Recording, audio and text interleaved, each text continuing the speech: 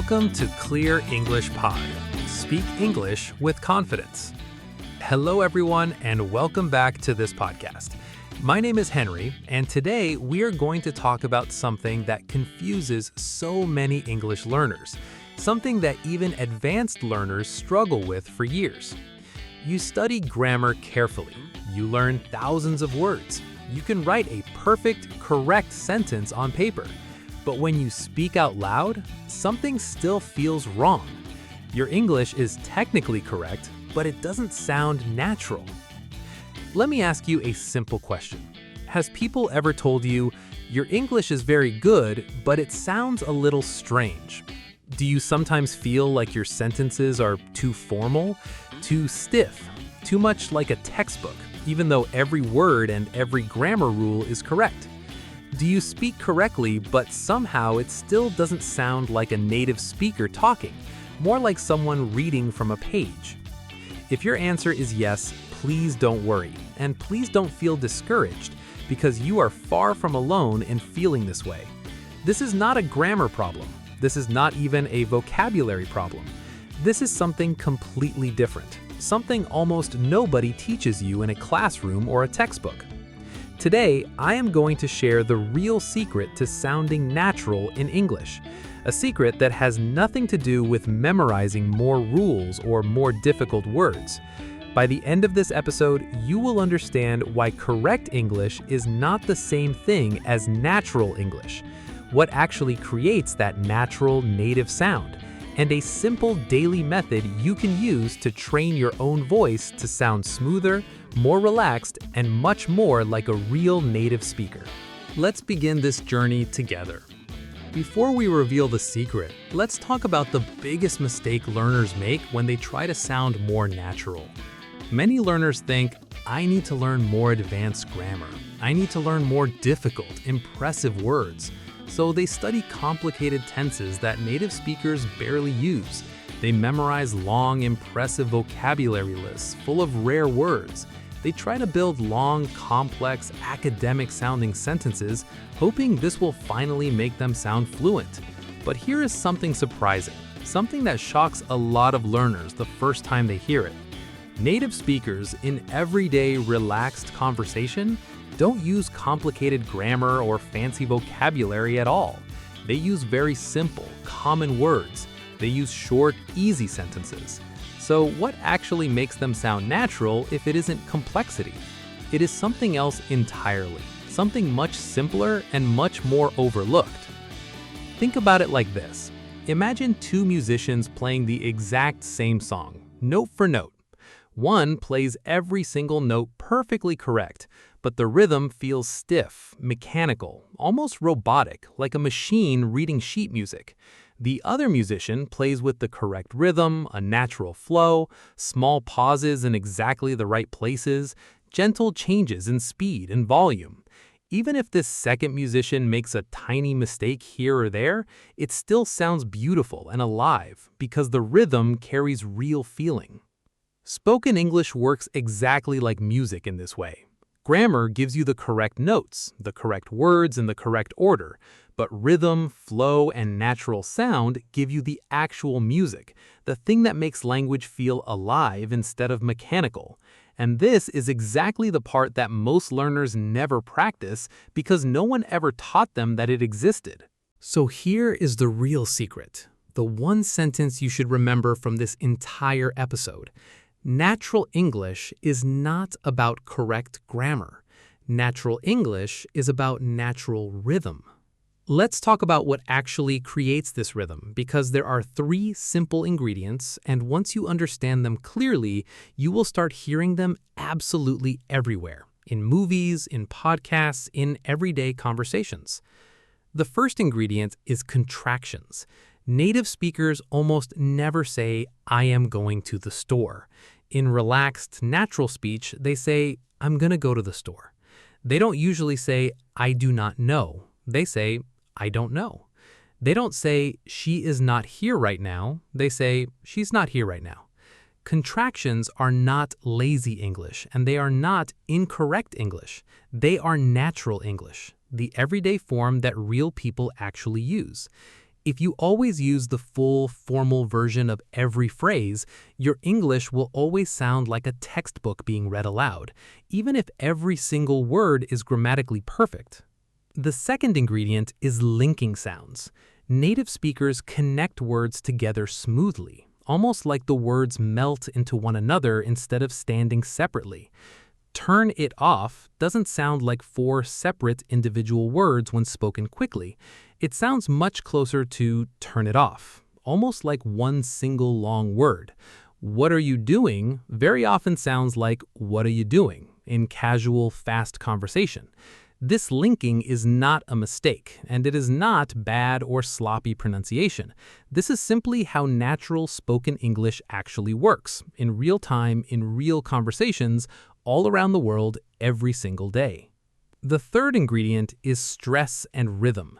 In English, we do not say every single word with the exact same importance or the exact same volume. Some words are stressed, meaning they are spoken louder, slower, and clearer. Other small grammatical words are almost swallowed, spoken quietly and very quickly. For example, in the sentence, I want to go to the beach, the important words, want, go, and beach, are strong, clear, and slightly stretched out. But the small connecting words, to, and the, become soft, fast, and almost unnoticeable. This natural up and down rhythm, this rise and fall, is the real music of spoken English. Let me give you a few more real examples, so this feels concrete instead of abstract. Instead of saying, "What is your name?" in a flat, even tone, a native speaker often says something closer to, "What's your name?" in fast, casual speech, with the middle sounds almost disappearing. Instead of saying, "I am not sure," a native speaker usually says, "I'm not sure," or even faster, "Dunno," in very relaxed conversation. Instead of saying, "Do you want to eat?" a native speaker often says, "Want to eat?" These aren't mistakes you're hearing. These are the real, everyday sounds of natural spoken English, happening constantly in almost every casual conversation you will ever hear. Now let's talk about how you can actually train yourself to sound this way, because simply understanding this concept is only the very first step. Understanding without practice will not change how you sound. Step 1. Listen for contractions everywhere, in everything you watch or listen to. When you watch a video or listen to a podcast, actively notice every single contraction you hear. I'm, your, will, don't, can't, wouldn't, shouldn't. Say them out loud yourself afterward. Practice saying full, complete sentences using contractions naturally, even if it feels strange or uncomfortable at first. The more you repeat and practice them, the more natural and automatic they will feel in your own mouth over time. Step 2. Practice the shadowing technique, but specifically focused on rhythm this time, not just meaning. Choose a short clip of natural, casual spoken English, maybe from a podcast or a simple conversation video. Play one sentence, pause it immediately. Try to copy not just the individual words, but the exact rhythm, the exact stress pattern, the exact linking sounds between words. Don't worry at all about understanding every single word perfectly. Focus completely and only on the music, the sound, the flow of the sentence. Step 3. Record your own voice and compare it honestly. This step feels uncomfortable for many learners, and many people want to skip it, but it is incredibly powerful precisely because it feels uncomfortable. Record yourself saying a simple sentence out loud, then listen to a native speaker saying something similar or the same sentence. Compare the rhythm carefully. Where did you pause, and where did they pause? Which words did they stress and stretch, and which words did they rush through quickly? This honest comparison shows you exactly what to adjust, far more clearly than any grammar book ever could. Step 4. Slow down before you try to speed up.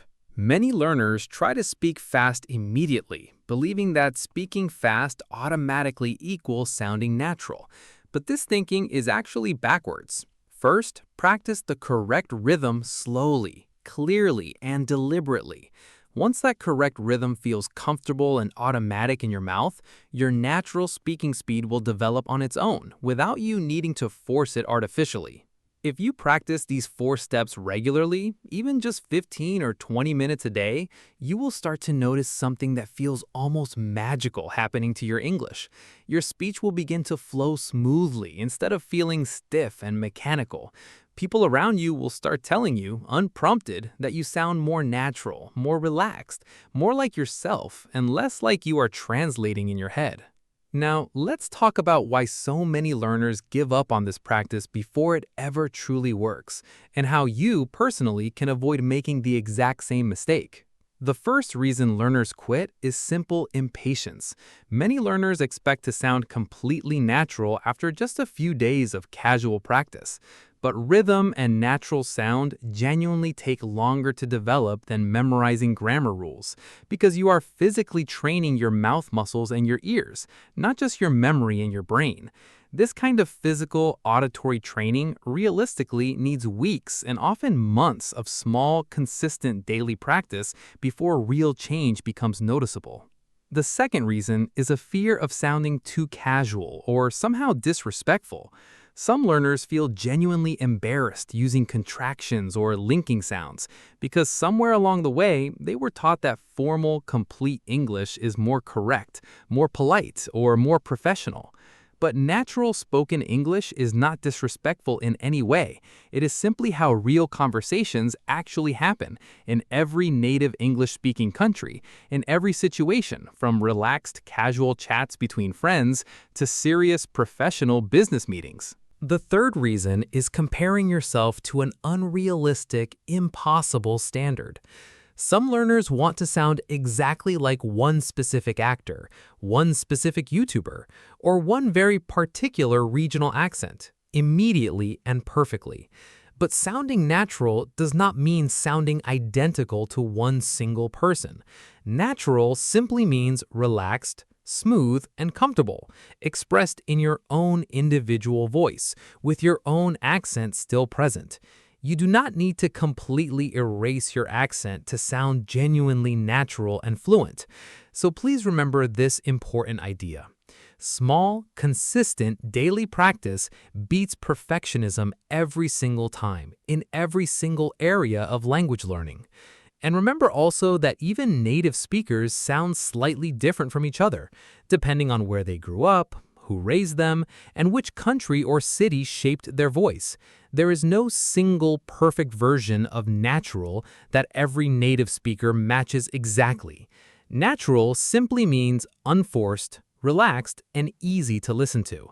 And that version of natural is available to you too, in your own accent, using your own voice. Now, let's finish with some final, powerful thoughts to carry with you. To sound natural in English, you don't actually need more advanced grammar rules. You don't need more difficult, impressive vocabulary. What you genuinely need is natural rhythm, comfortable contractions, smooth linking sounds, and consistent daily practice using your own ears and your own voice every single day.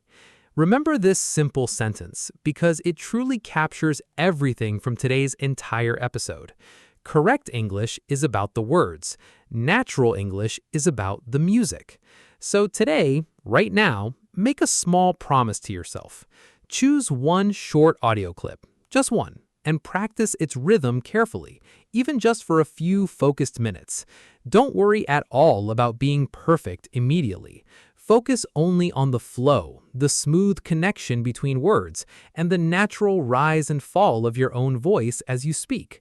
Because every small, quiet practice session is steadily training your voice to sound more and more like the confident, genuinely natural English speaker you are slowly becoming.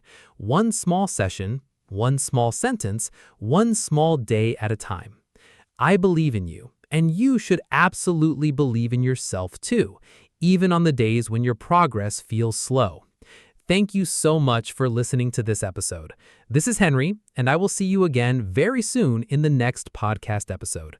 Until then, keep listening, keep practicing, and keep sounding more and more like yourself. Goodbye, and take care.